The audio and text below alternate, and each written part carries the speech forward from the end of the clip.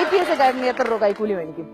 കൈക്കൂലൊന്നും മേടിക്കൂല. കൈക്കൂലി മേടിക്കുന്നത് police government പറഞ്ഞത് കൈക്കൂലി മേടിക്കരുത്. അഥവാ ആരെയും കൈക്കൂലി മേടിച്ചാ ഓലെ പോലീസ് പിടിക്കോ? എന്നിട്ടില്ല ചേട്ടനൊന്നും പോലീസ് പിടിച്ചിട്ടില്ലല്ലോ. എവിടെ ഇരിക്കുന്നു റെഡ് ഷർട്ട് ചേട്ടൻ? ഓലെ ഇനി ഇതാക്കുന്നൊന്നുമില്ല. ഓല് ഈ വില്ലേജ് ഓഫീസറില്ലേ, ഓല് താനെ പൈസ ഉണ്ടാക്കി ഒരു ധീമ കൊണ്ട് വെക്കുന്നതാണ്. ഓല് വെറുതെ എന്തോ ഒന്ന് പറഞ്ഞു വെച്ചാൽ സത്യമായിട്ട് നിങ്ങളെ അടിക്കരുത്. അതൊന്നത് ഓല് കളവാ പറഞ്ഞേ. ആദ്യം മനസ്സിലാക്കുന്നു. നിങ്ങൾ വിചാരിച്ച ആളല്ല ആ കുട്ടിക്കുന്നത്.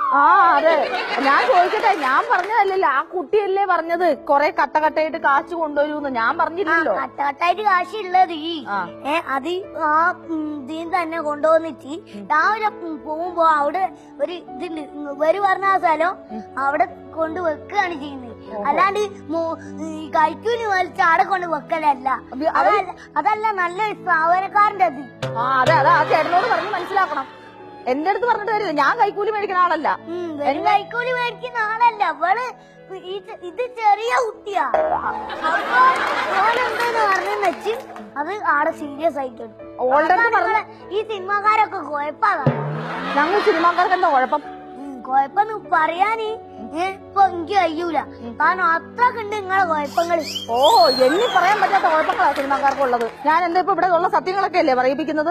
ഞാൻ ആരെ കൊണ്ട് നുണ പറയാറുണ്ടോ? നിങ്ങൾ ഈ നേരത്തെ എന്തായി പറഞ്ഞത് സത്യം മാത്രം വെളിപ്പെടുത്തണോ? അങ്ങനെ പറഞ്ഞേ. അതാണ് പറഞ്ഞത്. അപ്പൊ ഞാന് ഒരു വീട്ടിലാണ്. ഞാൻ എന്താ ആ സ്ഥലം ഒന്ന് മാറ്റിക്കൂടെ? ഇപ്പൊ ആ സ്ഥലത്തേടോ. അപ്പൊ ഞങ്ങള് സത്യം പറഞ്ഞു.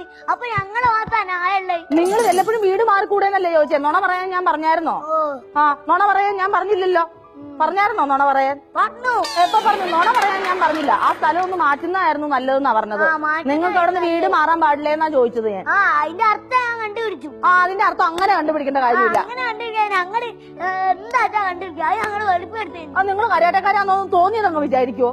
വിചാരിക്കൂ. പിന്നെ പിന്നെ അങ്ങനെ വിചാരിച്ച കൊള്ളത്തില്ലല്ലോ ഈ ചെറുപ്രായത്തില് തന്നെ. ചെറുവായോ വരുവായൊന്നൊന്നുമില്ല കരാട്ടയില്. കരാട്ടയിൽ സ്റ്റാൻഡേർഡാ. അതെനിക്ക് മനസ്സിലായി, നല്ല സ്റ്റാൻഡേർഡ് ആണെന്നുള്ളത്. ഈ കുട്ടിപ്പട്ടാളെന്ന് പറഞ്ഞ പ്രോഗ്രാം കാണാറുണ്ടോ? ഇതിനെ കുറിച്ചുള്ള അഭിപ്രായം എന്താ? ഇത് കുറച്ച് സ്റ്റാൻഡേർഡ് ആണ്, പക്ഷെ നിങ്ങൾ സ്റ്റാൻഡേർഡ് അല്ല. ഇച്ചിരി കൂടുതലായി പോയി. ഞാൻ നേരത്തെ തന്നെ പറഞ്ഞു, ഒരു നെട്ട് കൂടുതലാന്ന് പറഞ്ഞില്ലേ? ഒരു നെട്ട് കൂടുതലായിരിക്കും. അതല്ലേ കൊതുക്കണേ, ഒരു നെട്ട് കൂടുതലാവും. പൈസക്ക് വേണ്ടി വരും ഇങ്ങനെ അധ്വാനിക്കുന്നു. ഞാനേ ഇവരോട് ആരോടും ഇവിടെ ഇരുന്ന് പണി നോക്കാൻ പറഞ്ഞിട്ടൊന്നുമല്ല കേട്ടോ. ഇവരെന്നെ പണി എടുപ്പിക്കുന്നതാ ഇപ്പൊ നിർത്തി. ഞാനും ഇത് ചെയ്യുന്നത് പണിയാ. അല്ലാണ്ട് ഞാൻ ഇയാളിരിക്കുന്ന പോലെ കാര്യം കയറ്റിയല്ലല്ലോ ഇരിക്കുന്നത്. ഞാൻ ചെയ്യുന്നത് എന്താ പണിയല്ലേ? സാമൂഹ്യ സേവനമല്ലേ? സാമൂഹ്യ സേവനം അങ്ങനെ പറയാൻ പറ്റും. എന്നിട്ട് പറയും സാമൂഹ്യ സേവനം. സമൂഹ സേവനമല്ല, സാമൂഹ്യ സേവനം. ജോലിയൊക്കെ അയച്ചു. പക്ഷേ നിങ്ങള് ഈ സിനിമയിലൊക്കെ എന്താ ചെയ്യുന്നത്? എന്തെന്നാ ചെയ്യുന്നത്? ഉദാഹരണത്തിനാ നിങ്ങള് കല്യാണം കഴിച്ച അതൊരു ഒരു സിനിമാ നടന്റെ കൂടെ അഭിനയിക്കാൻ അതിനുള്ള ഫീലിംഗ് തോന്നൂലേ? അതിനുള്ള ഫീലിംഗ് ഭർത്താവിന് തോന്നൂലേ? അതൊക്കെ നിങ്ങൾ ആലോചിക്കണോ? അതൊക്കെയാണ് തിങ്ക് ബ്രെയിൻ എന്ന് പറഞ്ഞ സാധനല്ലേ. ഞാനിപ്പോ എന്തിനൊരു ഉത്തരം പറയും? ഇതെങ്ങനെ ഞാനൊന്നും മുഴുമിപ്പിക്കും? ഈശ്വര, ഇതിന് ഉത്തരം ഒന്ന് ഉപ്പോടി ചോദിക്കട്ടെ. ഞാനൊരു ഭർത്താവേ അല്ലെന്ന്. ഒരു ഭർത്താവിന്റെ ഫീലിംഗ് എന്ന് പറഞ്ഞാൽ എന്താ അത്? ഇപ്പൊ നിങ്ങൾ അങ്ങനെ അഭിനയിക്കുക, അപ്പൊ ഓരോ മനസ്സിൽ എന്താ തോന്നുന്നത്? എങ്ങനെ? എനിക്ക് മനസ്സിലായില്ല. ഞാൻ എങ്ങനെ അഭിനയിക്കുന്നു? നിങ്ങളിപ്പോ ഒരു സിനിമാന്റെ കൂടെ അഭിനയിക്കുക. ഞാനൊരു സിനിമാ നടന്റെ കൂടെ അഭിനയിക്കുന്നു. അപ്പൊ ഓരോ എന്ത് വിചാരിക്കും? ഇഷ്ടാണെന്ന് വിചാരിക്കൂലേ? അന്നേരം ഓൾക്ക് വിഷമം തോന്നൂലേ? അങ്ങനെ ഒരു പിരിയൂല. അങ്ങനെയുള്ള കാര്യങ്ങളുണ്ട്, പല കാര്യങ്ങളുണ്ട്. എന്ത് വിഷമം?